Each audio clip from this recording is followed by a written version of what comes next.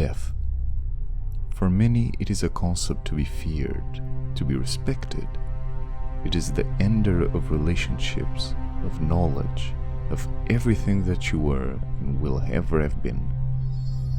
They see it as nothing but a monster, the blades ready at the moment's notice to cut clean through the fragile string you call your life. For others, it is but the next great step in the journey of existence, when it is time for them to shed their physical bond with the world. They do so gladly and without hesitation. They know not what waits beyond, but hope that there is yet more to discover, to experience, to explore. They are happy to go on. Some simply consider it an escape, a way to flee from the pain of living, the hurt that comes from simply being alive. When life becomes too much to bear, they welcome the embrace of death regardless of what may follow after. For them, they do not care about meeting it prematurely, or if there is more.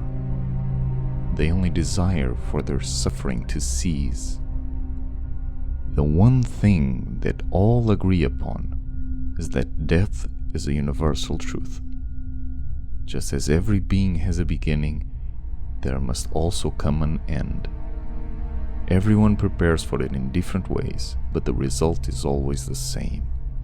No matter the person, no matter their status, no matter your wealth, riches, family, friends, everyone finds themselves in the ground one day. But what if that weren't true? Let us consider the fantastic. If we were to delve into the realm of imagination and say perhaps that you were undying, what would the ramifications be? Well, there are two aspects to consider: physical and mental. Let us assume for a moment that even if you weren't to die, your body would still be susceptible to aging, to disease, to lacerations. If you were to continue aging far beyond the limits of our programmed destruction, life would quickly become a living hell. Your body would degrade, becoming weaker and weaker with each passing day. Eventually, if it hadn't happened already, you'd no longer be able to walk, as your muscles and bones would have become far too fragile to support your weight. Soon you wouldn't be able to move at all lest you tear your body apart. And once your eyes were used up and dry, the world would turn black to them, as well as the rest of your senses in due time. Imagine a fate such as that, paralyzed, blind, and deaf to reality, but alive. A mass of disintegrated bone and flesh, maybe no more than a puddle of soupy tissue, but yes, alive. Not so extravagant a thought, is it? Or maybe, earlier on in your eternal life, you found yourself struck down with a disease of some kind, maybe cancer. While many others have failed to beat it, you wouldn't. However, perhaps you wouldn't quite succeed either.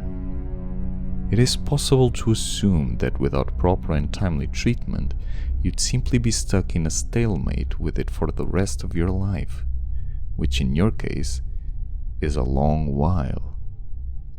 Imagine the pain that others go through in those last few months of their life, where many people are ever eager for their death to arrive, for an end to their suffering, a torture so great it forces people to beg for the sweet release of life leaving their bodies.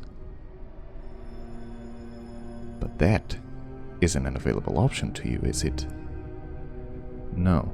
You'll simply be left to your torment as the tumors continually grow, pressing hard against your bones, your nerves, your muscles, enveloping everything inside you. Who knows what will happen given enough time? No one before you has lived long enough to see. And finally, what if you were wounded? What if you were tortured? if they cut your limbs apart and left you there because they have a guarantee you won't die?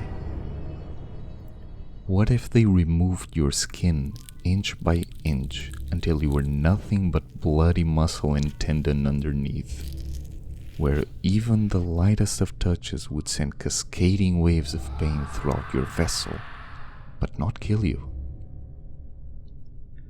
That is what you face on the physical aspect, if you were to become invulnerable to death. But now we must move on to the mental consequences. Let us ignore all of what has been stated above, and imagine that you are a perfectly healthy individual, no sickness and no aging. For 50 years or so, you might feel very confident about your choice. But what happens when your family starts to die? Your parents may be expected, but your siblings? What of your best friends? Having to watch each one's last breath, clasp each hand as their strength leaves them.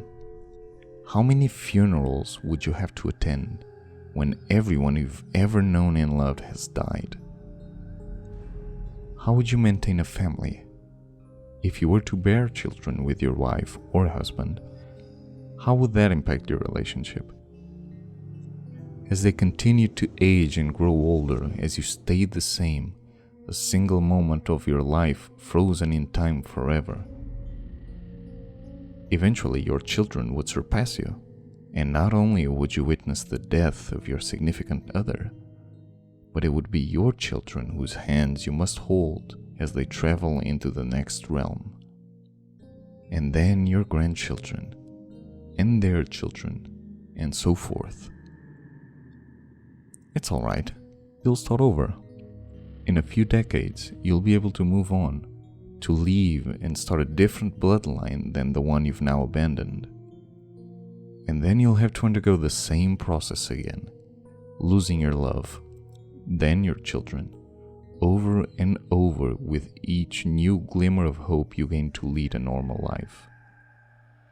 They say that there is no greater punishment than having to bury one of your own children. Well, you'll have to bury all of them. Maybe you grow wise and distance yourself from humanity before you go insane from the mental stress that simply existing places on your mind. That's only a temporary solution, unfortunately. Everything is when you can't die. When the earth falls into the sun in billions of years, and the sun burns itself out of existence, what then is left? You'd still be there, the one constant in the entirety of the universe, floating through dust and ghosts of your solar system throughout the dark void of space. No oxygen, no heat, and no company. Completely alone for the rest of eternity. When the universe finally dies, will that be the end of you? Will it finally be your time? Or will you be forced to still linger on, witnessing reality as it was never meant to be seen? Such is the gift of mortality. Everyone, at some point in their life, asks themselves, what would it be like to live forever? That's not the question they should be asking. The true question you should ask yourself is this: what happens when an immortal wants to die?